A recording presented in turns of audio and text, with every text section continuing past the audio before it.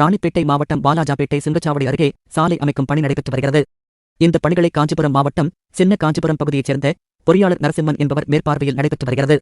இந்நிலையில் இவர் சாலை அமைக்கும் பணிகளை ஆய்வு செய்து கொண்டிருந்தார். அப்போது தனது மனைவிக்கு போன் செய்து சுங்கச்சாவடியில் பணியாற்றி வருவதாக தெரிவித்துள்ளார். இதையடுத்து அன்று இரவு முழுவதும் வீட்டுக்கு வராததால் கடந்த மே 22, 2025 வியாழன் அன்று மாலை காணாமல் போன நரசிம்மனை சாலை பணியாளர்கள் மற்றும் அவரது உறவினர்கள் பல மணி நேரமாக தேடியும் கிடைக்காததால் சம்பவம் குறித்து வாலாஜாபேட்டை காவல் நிலையத்தில் புகார் மனு அளித்தனர். அதன் அடிப்படையில் வழக்கு பதிவு செய்த வாலாஜாபேட்டை போலீசார் காணவில்லை என காவல்துறை அறிவிப்பினை வெளியிட்டனர். மேலும் அருகாமையில் உள்ள காவல் நிலையங்களுக்கு தகவல்கள் தெரிவிக்கப்பட்டது. இந்நிலையில் நரசிம்மன் காணாமல் போனதாக கூறப்படும் பக்ரி மலை அடிவாரத்தில் உள்ள ஓடையின் அருகே அரை நிர்வாணத்தில் மயங்கிய நிலையில் ஆண் ஒருவர் கிடப்பதாக காவல்துறைக்கு தகவல் கிடைத்தது. அதன் அடிப்படையில் அப்பகுதிக்கு காவலர்கள் விரைந்து சென்றனர். காவலர்கள் வருவதற்குள் அங்கிருந்தவர்கள் ஜேசிபி வாகனம் மூலம் மயங்கிய நபரை மீட்டு சாலைக்கு கொண்டு வந்தனர். இதையடுத்து அவர் காணாமல் போன நரசிம்மன் என்பது தெரியவந்தது. இதைத் தொடர்ந்து அவரை வாலாஜாபேட்டை அரசு மருத்துவமனைக்கு சிகிச்சைக்காக அனுப்பி வைத்தனர். போலீசார் நடத்திய முதற்கட்ட விசாரணையில் நரசிம்மன் இயற்கை உபாதை கழிக்கச் சென்ற இடத்தில் மயங்கி விழுந்தது தெரியவந்துள்ளது.